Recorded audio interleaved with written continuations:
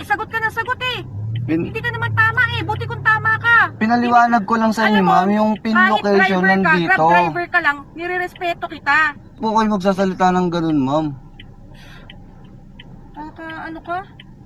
O sige na, pakiandar mo Ikaw, na. kung tutusin, dapat ikaw ang umikot, nagkamali, mali yung nasa Waze. Alam mo namang mali-mali Ma'am, kung minsan si saan yung Waze. pin, nandun po kami. Pangit Ikaw, naman, mag-video ka. ang pangit naman po yung nasusuntukin mo tingnan ko. mo kung papanigan ka ng Grab, kung tama yung sinasagot Ay, mo sa akin. kaya nga po Kaya eh. nga, alam mo ma'am, baba na lang tayo. Wala tayong mahihita. Ay, hindi tayo makaka-complain pag hindi tayo bumaba, pag bumaba tayo rito. O so, ayaw mo pa rin paandarin. Ayoko lang ma'am na sinabi niyo susuntukin niyo ako. Ang dami niyo na pong sinabi sa Wala ka akin. naman susuntokin ka, kalalaki mong tao. Oh, kaya nga po Eh, eh. sagot ka pa ng sagot eh. Huwag po kayo magsasalita ng ganun. Mamadali na kami, sagot ka ng sagot. Nagmamadali, sagot ka ng sagot eh. Nangangatwiran lang ma'am, basta mga Mga twiran. ka, kung gusto mo, magreklamo ka dyan sa Grab, magkita tayo sa korte. Huwag ganun ma'am. Oo. Ikaw ang huwag ganun, huwag mo ko sabihan. Kasi kung hindi mo ako sinagot-sagot, hindi na tayo nagtalo.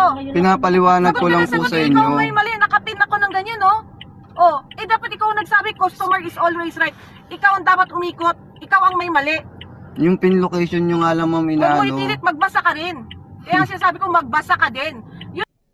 So yun mga paps, so, kayo yung tatanungin kung kayo yung nasa situation ni ni tropa natin no sa incident na nangyari. Ano ang inyong gagawin mga paps? So ayun, comment down diyan sa baba kung ano yung gagawin. Ang advice ko lang manatili sana tayong mahinahon. Yun lang mga paps, ingat kayo sa biyahe and God bless everyone.